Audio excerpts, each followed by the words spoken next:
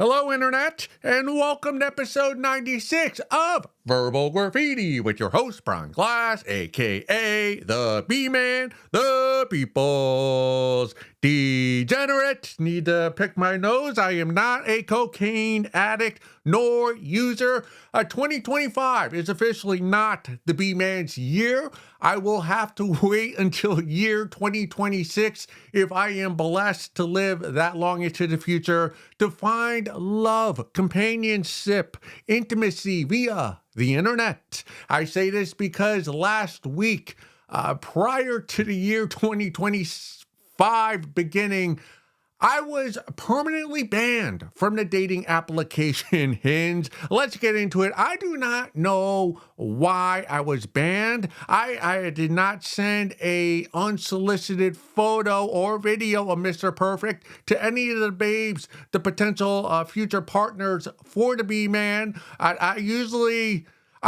wait until there's 5 messages back and forth before I offer up a photo of Mr. Perfect. And I've been on Hinge. This last go around was probably 6 months. I've been on Hinge, and I've been on it frequently, all these apps the last decade or so. But this last go around, 6 months, I got maybe 3 responses, and none of them lasted more than 5 messages. Therefore, that's why, I never showed my intimate parts. So it can't be because of that. But is it because under education, I put Fellatio Community College, a graduate of? Perhaps, I don't know. The problem is, or my complaint to Hinge, and hear me out, I didn't read the official email, but they sent me an email, very long, 5-6 paragraphs, very much like a HR, human resources email that you get when you're being reprimanded for whatever task you did or did not do while on the shift. But it didn't give me the official reason why I've been kicked off of Hinge, which is very frustrating because there is an appeals process. And of course, the B-Man, I'm a lover, I'm a romantic, so I appealed. I appealed, I defended myself via email back to Hinge. And since I did not know the cause for my permanent ban, I had to guess. And there were a lot of guesses. Like I said, I did put under education Fellatio Community College. Oftentimes, a lot of the babes on Hinge, they put so many facial filters that they resemble an anime character. Now, I'm not into anime. I like human beings. So oftentimes, my first message, like reaching out to a babe, and I reach out to the babes because I like vagina, penis. I like my own, but not others anywhere near or inside me. So I reach out to all the vaginas, all the babes with the vaginas via Hinge, and the ladies who have all the face filters, that's my first message. Like, I'll ask her, let's say it's Victoria. Hey, Victoria, why are you using so many face filters on your photos? I and none of the other Johns know what you actually look like. Because I've always find this very confusing, because if you put so many face filters that makes you resemble this perfect skin, perfect body, when you actually do meet up with a gentleman, a John in public, he is going to be disappointed that you don't look like the anime character you made yourself up to be on the internet. That's why, personally, I always put not my best photos, and I don't know how to take a good photo of myself. And I actually lie about my height. I am 6 feet tall when I have a good posture, which I normally don't, so I'm 5'11". But on the apps, I will say I'm 5'8". So when the babes did meet me in person when I was younger and they would actually want to meet up and hook up, they'd be surprised. They go, wow, you're so much better looking in person. And we got off on a good note in that way. But so I'm guessing that maybe one of these babes, one of these strangers, one of these potential future romantic partners that will no longer be reached out to Hinge and ratted on me and complained about me asking about her lying about her own looks, even though I should be the one being able to complain to Hinge and go, hey, all these babes are lying about the way they look. AI filters to filter out all their flaws and their blemishes and the gobble fat, the gobble fat, you know what it is. So yeah, that's what I'm guessing. So I appealed. I appealed to Hint and I said, hey, I should not be banned, permanently banned from Hinge because I inquired about the face filters that some of these babes that I want to speak with, and within minutes, Hinge sent me a follow-up email going, no, you're still banned permanently. Good luck to you in the real life. So I'm gonna have to go out into the real life and try to find someone that way. But hey, good thing I'm one of the most popular, well-polished, funniest comedians in the world.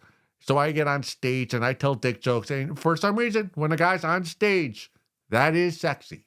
That is sexy. I have not turned that into a loving relationship, but it is sexy. Yes, 2025. Not my year. It's funny. Actually, it's not funny. It's a little sad, actually, 2025. When I started comedy, and I've been doing comedy, to be man, I've been doing comedy, stand-up comedy, since 2011, early 2012. So we're coming on about 13 years now. The B-Man's been doing stand-up comedy all across Connecticut, New York City, Jersey, Massachusetts, yeah, all New England and New York. Actually, I went to an open mic a couple weeks ago at the Elbow Room in West Hartford. Great room, loved the room. It was one of those open mics where everyone had a good set. There was a real audience, a great vibe. Everyone was drinking and everybody was jolly. It was festive. It was pre-Christmas. So everyone was in a good mood. And I asked the host, Corinne, I go, hey, can I take that open mic list? I like to collect some of them over the years. Now, a lot of comics, stand-up comics, they look down. They frown upon open mics. They think, there are a lot of comedians I know over the years who they get to a certain level in comedy where maybe they start to headline some local rooms and then they'll shun open mic comedy. I'm not an open mic comedy. I'm not an open mic comic. Like that's a slur, or don't call me an open mic comic. Well, I'm a failure at stand-up comedy. I don't view open mics as this slur, this thing to be embarrassed about doing or being part of, like so many of my contemporaries do. Personally, I know just over the years, and I've been in the game a while now, that when comedians stop doing open mic comedy, a lot of times they stop being really funny. Because personally, I think that's how you really get funny is when you could be in a miserable room with like fewer than 10 audience members and they've all heard your jokes over and over again that you've been telling to each other, 3 prior nights that week. When you can make them laugh in that environment, like that's funny. That's where you gain that muscle, that chuckle muscle. And when you take yourself out of that gym, out of that environment, and you just try to only do like real shows, real paid gigs, and that sometimes you lose some of that power that you had. You lose some of that funniness. It's not as hard hitting when you avoid the open mics. But hey, if you're doing theaters and arenas, I understand. But unless you're headlining every weekend at an A-level comedy club, I don't think it's so bad to go to the open mics and work on new material and old material and sling your dick jokes and your smut jokes around, or your stories, or whatever kind of one-liners, whatever kind of comedy you do. Funny enough, I have a joke. I have a setup to a joke, but I don't have the punchline. Sometimes a writing exercise that the B-Man does is sometimes I'll pick one topic and I'll write jokes on that one topic or word. Recently, last year, queef has been the word. The queefing has been something I've been telling jokes about. And I have this setup where I go, well, if you take a birthday balloon and you squeeze the helium from that into your vagina, and next time you queef, the queef will sound like, and I can't come up with the punchline. So I spent 45 minutes earlier today trying to come up with a punchline for that. Helium, the mouth, queef. What is the sound? What will make people laugh? I'm working on it. I'll be working on it earlier this year, 2025. The next few open mics I go to, I will be trying to come up with a punchline for that set up. But go to an open mic, There are two types of comics I learned early on. There are known comics and there are unknown comics. B-Man, I am a unknown comic, 12 plus years into stand-up. And I promised myself that I would quit stand-up comedy if I didn't have any success by the year 2020. But then COVID happened, so I allowed myself to push the due date to when I turn 40, and I turned 40 and still I had no success.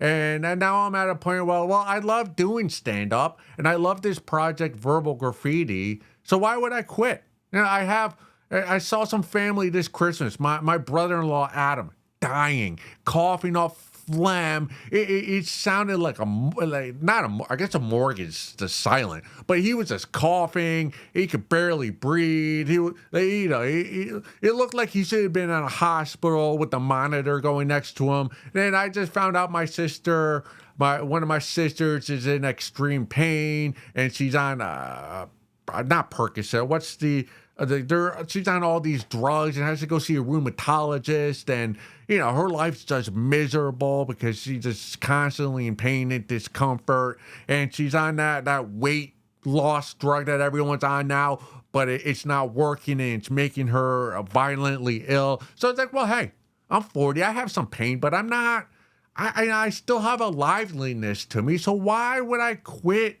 pursuing what I love to do? Just because I'm an unknown comic, I still love I still go to 4 or 5 open mics a week. I do shows on the weekend in front of 25 people. I get paid $25. Yeah, so I'm not doing arenas. I'm loving it. So fuck it. The deadline, I'm going to keep pushing it back. My new deadline is 3 years. We'll do Verbal Graffiti for 3 years, and if nothing comes of it, then I'll have to find a new excuse to keep up the inevitable end. I just don't want stand-up to end. So with all that out of the way, let's get into something the B-Man found on Reddit. Found this one from the subreddit LinkedIn Lunatics. Cheng, I want to connect with you emotionally, okay? I sleep with a lot of women. Good for you. What do you think tends to impress them most? Is it my multiple successful companies? My vast wealth? My perfect skin? No, it's my scores on LinkedIn games. I show my dates my recent scores and I can see them start to melt. Fast scores on, say, Tango, shows a lot of good qualities both as a potential lover and a caregiver. I once completed a pinpoint with just one clue in front of a date, and she immediately invited me up to her hotel room. As we were making love, I whispered in her ear, I completed Queens today in 8 seconds, and she was brought to climax instantly. I truly am in the top 1% of CEOs, in the bedroom and out. You have to assume this is a shit post, one to get some laughs and giggles, to get some traction via the internet, on the web, on the social apps. But hey, I love this. It made me giggle. Cheng, I hope I'm pronouncing your name correctly, if that's what it really is. I want to see more of this from LinkedIn. Of all the apps, of all the social media apps, LinkedIn is the worst. There was a 1 week period within this past year where I kind of did the same thing on LinkedIn as this Chad, but not as graphic. What I did is I turned my LinkedIn into a dating profile, and I was reaching out to babes in Connecticut that were super hot and not using face filters because I'm shallow and I like hot babes between the ages of 25 and 35 and who have just the right amount of cleavage. Anyway, so I was using it as a dating app. Unfortunately for me and the B man, I use LinkedIn for my real day job. So my boss, like she's connected with me via LinkedIn, and she had mentioned something in a team meeting that we had that made me suspect that she had seen what I was doing with my LinkedIn. So I had to turn it all blank into the boring, blasé, whatever. I worked here for 3 years, here for 4 years. So, I tried. It was a valiant effort, but I'm a little pussy, and I need that biweekly paycheck and those benefits. So I gave in to the man. But I love this. I love this, and we all hate LinkedIn. We all hate it. It's fake. Everything about it is just this veneer language to make yourself seem like such a professional. And there's nothing about LinkedIn that's authentic. Every every connection you make via LinkedIn is you're trying to use somebody else's position and status to increase your position and your status. And it's all HR. I despise human resources. I despise resume language.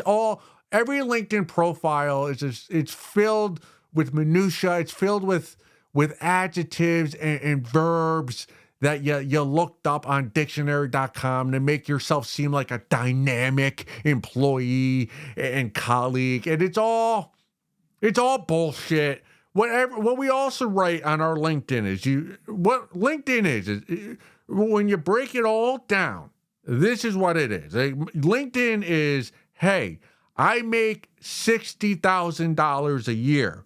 If you're willing to hire me for $90,000 a year, I'll quit my current job without giving 2 weeks notice and immediately come start working for you tomorrow. That's what everybody should write on their LinkedIn profile. Now, put whatever your salary is. Is it 60?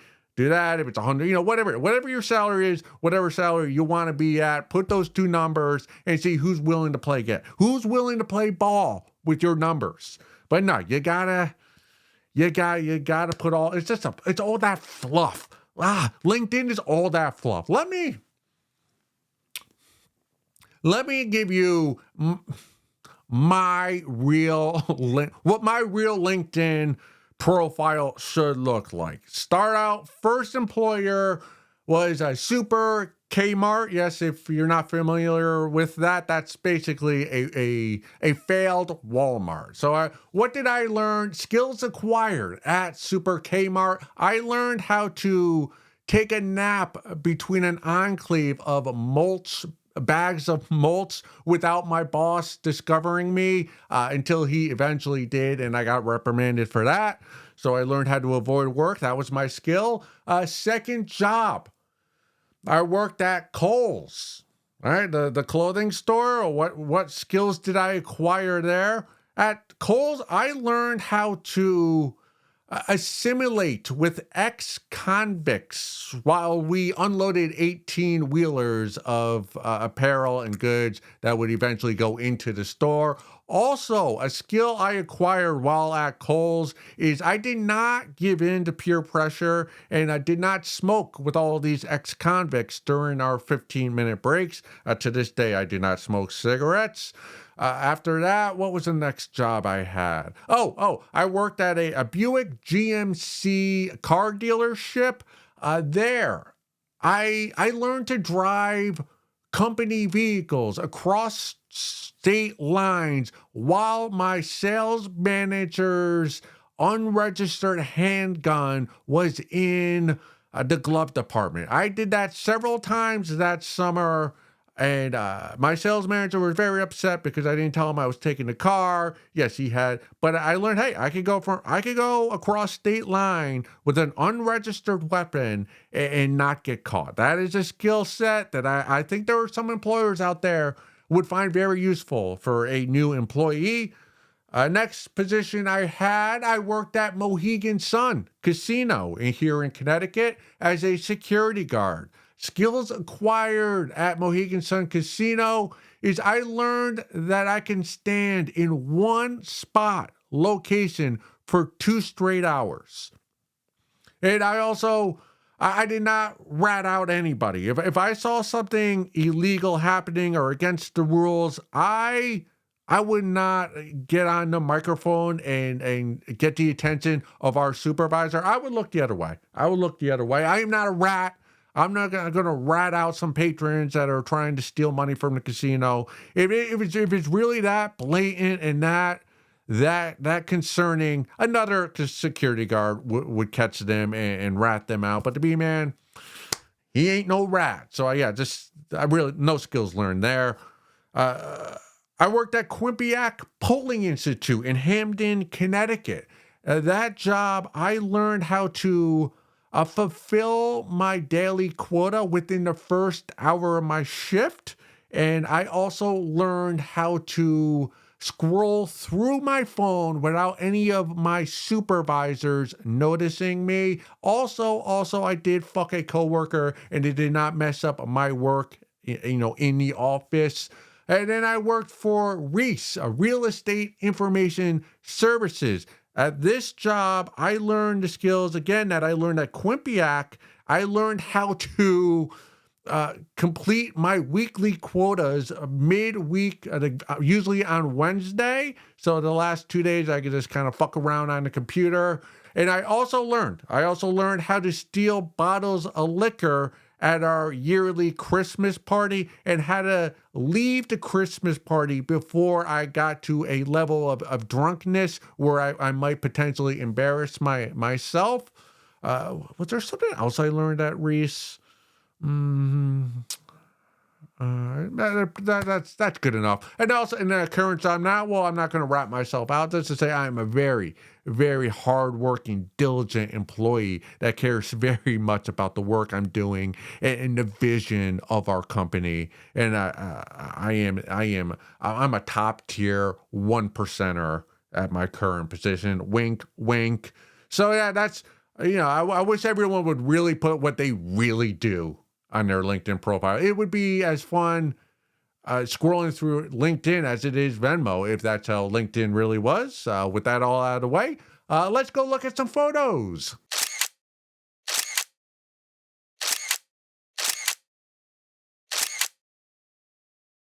Verbal Graffiti, episode 96, segment 2. Let's get at it. I'm on my knees begging you. I will unzip your pants if you will share an episode, a segment, or one of the reels I put out on social media of Verbal Graffiti with all of the connections you have on LinkedIn. Let's make LinkedIn fun for once in an eternity. Let's do it.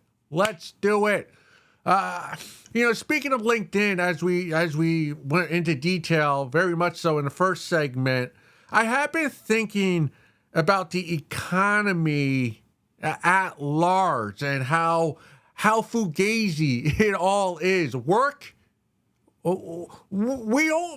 is made up to keep us all busy. Unless you're doing something physical, unless you're a nurse or a doctor or EMT driver, or you're working outside building houses, construction. If you're outside of that sphere and you're working in some office or you're some type of manager, it's made up.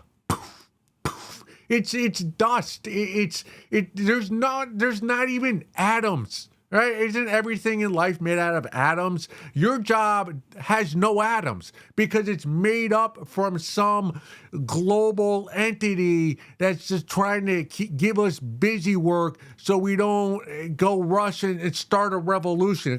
I can't even count You know, I'm not even going to project this on other people. I'll just put myself, like my job, what I do, and I don't want to really say what I do because I don't want to out myself to my employer, but it's nothing. I'm on a laptop all day in my bedroom, taking data from some websites and putting it into our company's database system. And if you were to ask me, well, what's the significance of what you do?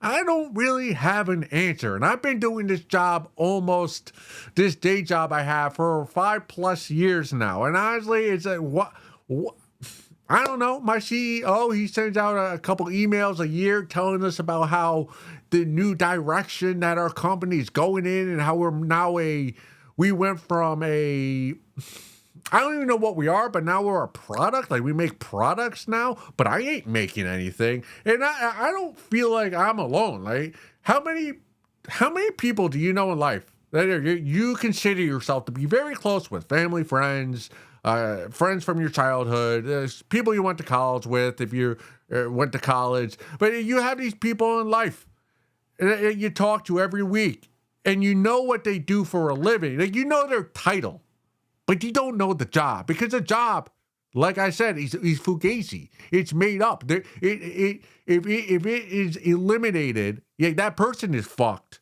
But the economy at large is not fucked because that job didn't do anything. And you ask your friend, what do you do? Oh, I work in marketing. Yeah.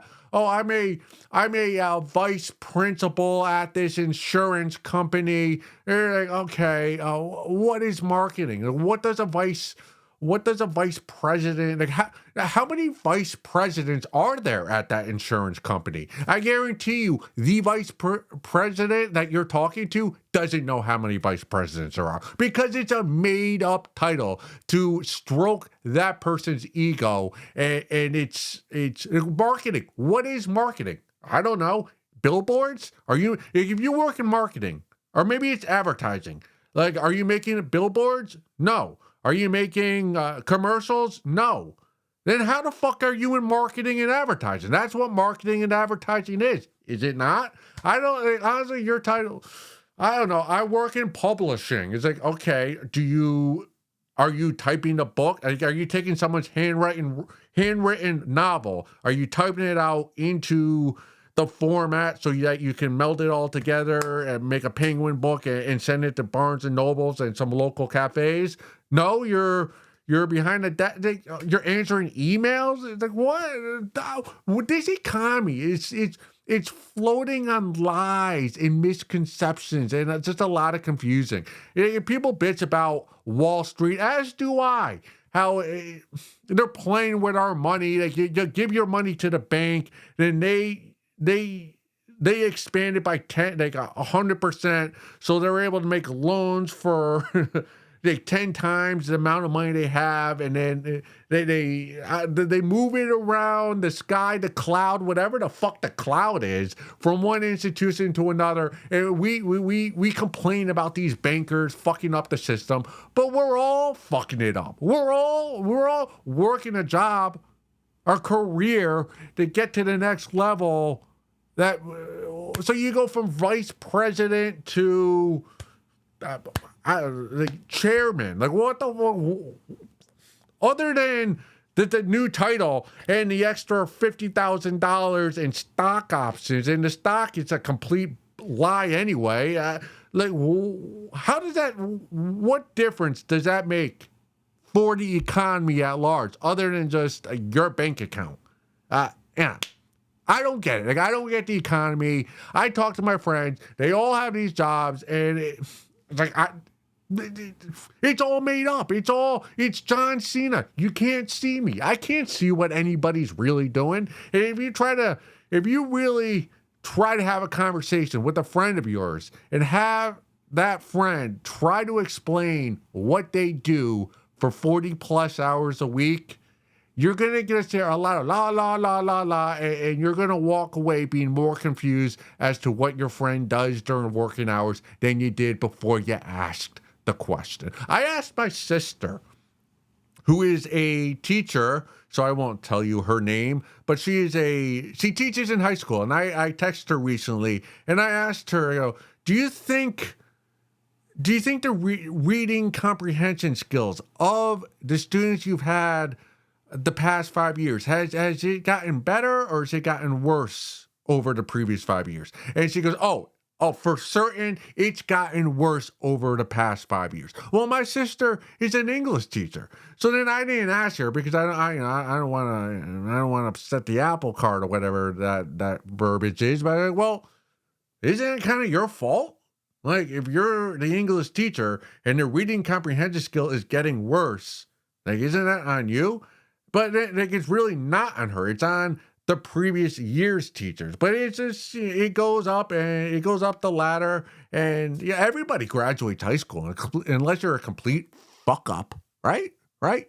Unless you're a complete fuck up, you graduate high school. But not everybody deserves to graduate high school. They kind of have to graduate you, because if they don't, like, you can't be 27 hanging out in British Lit junior year. You can't have that. There's too much statutory rape if you allow that to happen. So nope, can't do that. I'm not calling my sister out, but she's just one person in a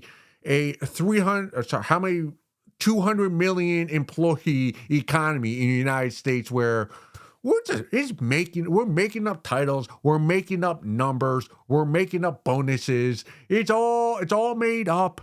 It's not, you can't see me. It's all fun until you get audited and you're like, oh fuck. The only thing for certain is if you're lying on your taxes, the IRS will find out and they will get the real money they need from you. But until that happens to you, this economy,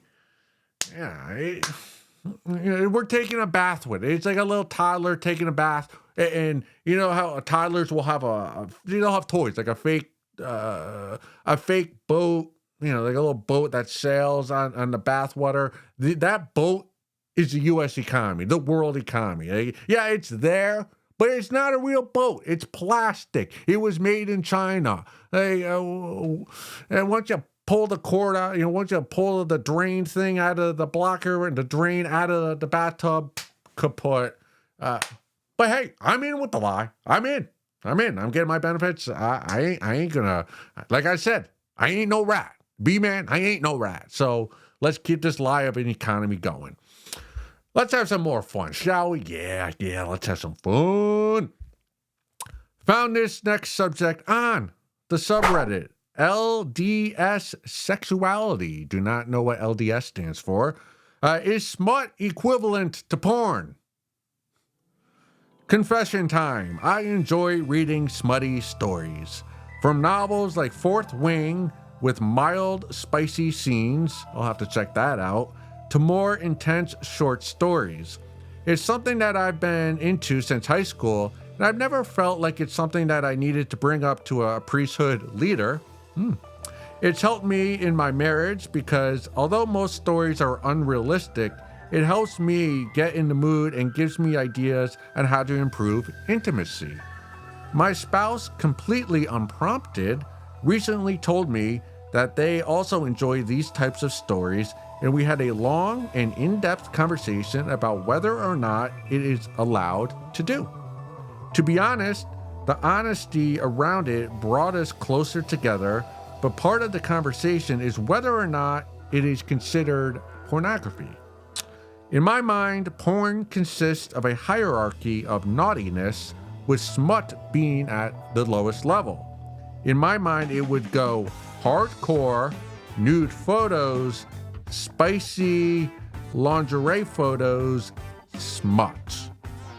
But I'm curious to hear what this community thinks. Is smut something that is discouraged?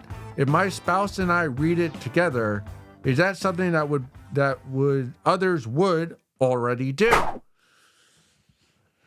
Well, Hot Lips, you came to the right place. Hopefully you're watching this verbal graffiti, because not only am I reading smut literature to my lovers that I'm with, I'm reading it to the entire internet. I'm reading The Salesman's Wife, smut literature to everybody who's watching and listening on the internet. What I'm doing, this is not pornography, in my not so humble opinion, reading smut literature to the internet is the equivalent of FDR's fireside chats during the 1930s, but with a 21st century twist and garnish to it. The Salesman's Wife, which we'll get to later this episode.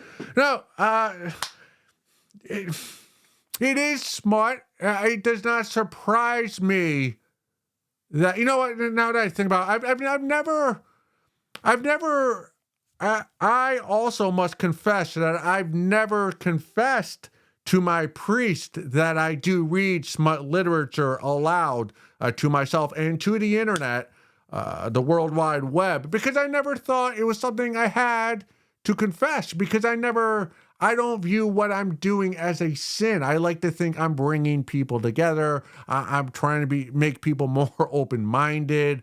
Like, as reading your post, it's not surprising to me that reading smut literature with your spouse has brought the two of you closer together, because I have also done the same. Now, not so much with a spouse, but I do have a lot of smut literature, as you can see here. So there have been times, I will say, every time a babe has come down to my mother's basement and picked up one of my smut novels and read a few pages, it has always led to passionate lovemaking. 100 out of 100 times, or 100% of the time, it has not been anywhere close to 100 times. But I had this one specific babe.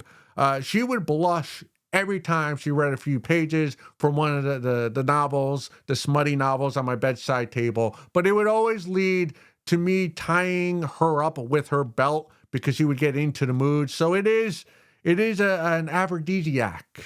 Is that the word they use to get into the mood? So that doesn't surprise me. Now, what kind of piqued my interest about your post here was your ranking smut and the naughtiness of the smut, of all the smut there is in the world. Because that, I gotta admit, hand up, if there was anybody who is going, who could do I think I could probably write a PhD dissertation on pornography and smut and ranking from the highest to the lowest. I could do that, and we're going to do that right now. Now, I'm not going to go in depth in as detail as I would on a PhD dissertation. I'm certainly not going to give footnotes and an epilogue. I'm just going to do a broad outline of how I would rank smut, this is a brainstorming exercise. So my ranking, I'm malleable. If you disagree, come at me in the comments and maybe we'll hash it out. Let's just brainstorm with each other in a room with a whiteboard. Let's have at it. But here's my rankings from the naughtiest of pornography to the most tame. So let's start with the dirtiest. The dirtiest smut pornography that you can partake in the B-Man's opinion, is any type of smut that is tangible. Like anything you can physically touch, anything you have ownership of. So to paint more of a picture so you have a better idea, I'm talking things, sex dolls, fleshlights. Let's exclude vibrators for a moment, because that's a whole nother category. DVDs, VHS tapes, and yes, smut novels, literature, short stories. I consider that to be the naughtiest of the smut, because it's naughty. These are all these things that are tangible that you can touch. Your sex dolls, your silicone toys, your literature. Like, these are items that you're ashamed of, right? These are, if you're having guests over for a party, let's say you had people over for your New Year's Eve party, that kind of pornography, the novels, the the sex dolls. Those are things you hide in your bedroom, in the closet, underneath the dirty laundry. Those are things you'd be mortified if people knew what you owned. It's the embarrassment shame level. That's level 1, top tier, code red smut. That's the top. Below that, second in the rankings, I put anywhere like physical locations, anywhere you're going out into the world to get your smut, to get your fix, whatever that fix you need may be. So for that, I would include nudie bars, the AVN awards in Las Vegas, which are coming up very, very soon. Any porn star convention, meet and greet. Again, I'm gonna exclude like sex worker activity, like brothels, rubbing tugs, high-end escorts, street hookers. Again, we're gonna exclude them from this ranking because that's not so much pornography. That's actually partaking in sex. So that's not. I want to exclude that from my rankings. But anywhere physical where like you actually need to buy a ticket or pay a cover charge to get into the event, to see, to witness, to touch, to smell, peep shows, anything like that. You know, that's high pornography. That's high level smut, not the highest, but right below. A lot of porn connoisseurs would disagree with the B-Man putting that number 2 and not 1. I put it number 2 because when you're out in public, like when you're at the AVN Awards or at a porn star convention, like you're buying a ticket, you're in public, you know that you might be seen by a civilian that you know in your non-porn world. So to me, there's less shame with that person. That may be too much of a porn guy or gal, but there's less shame with that than somebody finding a sex doll in the back of your closet or underneath your twin-size bed or bunk bed. So I put that 2. 3, what do I put below that? I put OnlyFans at number 3 below, like physical locations. The OnlyFans, it's its own category. I have noticed over the past year or so that there are a lot of Johns, a lot of guys I talk to who will willingly admit that they subscribe to whoever it is OnlyFans account or their monthly fee. So it does seem to be that there's less shame that comes with that. Yeah, that's 3. Below that, I put the 4th ranking. I put what do I put there? I put like anything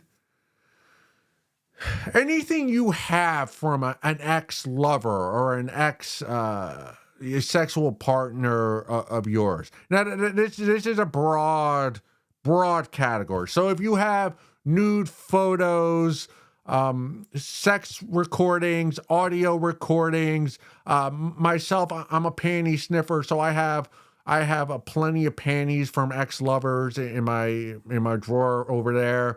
If you have hoodies, if you steal, if you've kept, sexting and naughty messages that you sent back and forth and letters and anything you save from ex-partners of yours that you occasionally get your nut to, that's in category 4. Category 5. Below that, I put a downloadable porn. Like when you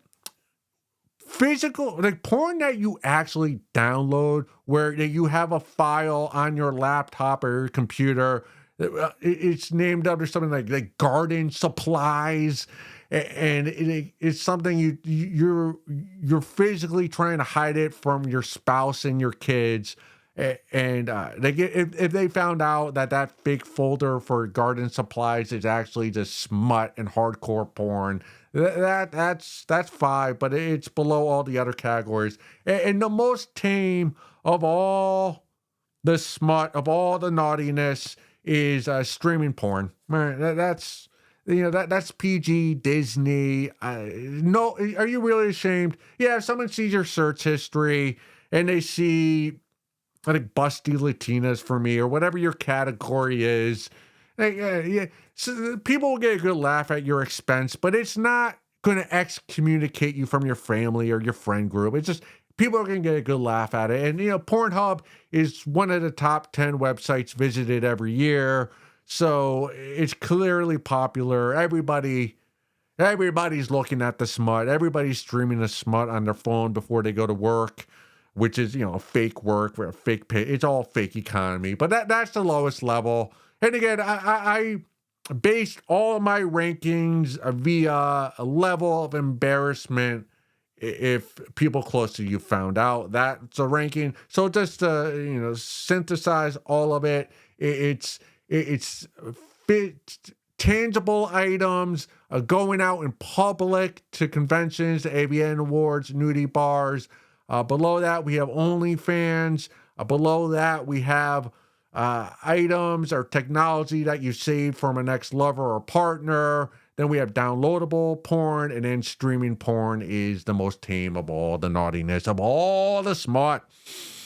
Speaking of that physical, tangible porn, let's continue reading smut literature. This is The Salesman's Wife by John Lawrence. Hopefully, it brings some of you couples closer together and become more intimate. We are on the top of page. Are we on there? Yeah. Top of page 59. We'll read 2 pages together aloud. Eagerly, Stella unbuttoned his shirt, sliding it sensually off his muscular body, revealing his thickly sculpted chest and shoulders. She purred appreciatively. Let's see what the rest of you look like. They both rose as if on cue, and the diner waitress swiftly unbuckled his wide leather belt and pulled the metal zipper of his fly down slowly, tantalizingly down. Then she began to lower his pants to his ankles until he was standing in his black boots, his dungarees bunched around them. "What a cock!" she exclaimed as she saw him naked for the first time. Oh, how nice!" Kneeling in front of his erectly quivering penis, she took it in her hands, slid back the protective foreskin, and began to caress and stroke it with maddening slowness, arousing Alan to a fever pitch. Then she took the lust-bloated tool in her mouth, expertly sucking at the excited head, while Alan shoved his pelvis forward, burying his cock in her mouth and gripping her silky hair. She slavered hungrily over the bloated instrument, sucking as if it were a straw, and Alan groaned with lust. Fearing he might come too soon, he eased her head away from the throbbing penis and drew her to a standing position. "I want to see you naked too," he said huskily, his vision blurred with liquor and passion. She moved back, smiling provocatively. "You better get rid of your boots and jeans first," she said, laughing. In a moment, Alan was completely stripped, and he waited for Stella to do likewise.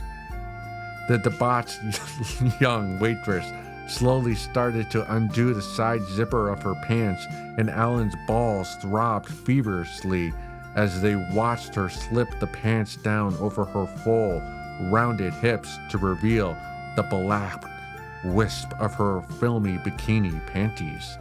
When the panties fell to her feet, she daintily clicked them aside. Then, with her hands on her hips, she turned around in a circle, bringing all the full half moons of her buttocks tantalizingly into view. As she completed her pirouette, she faced him once again, and Alan could see a few stray pubic hairs sneaking around the tight, elastic leg band of her sheer nylon panties. She dropped her hands and began to gently caress the smooth, white flesh of her inner thigh. Her lips parted and a soft, mewling sound escaped her as she teased herself, stroking up and down, stopping just short of the panty-covered mound. Go suck a fat one.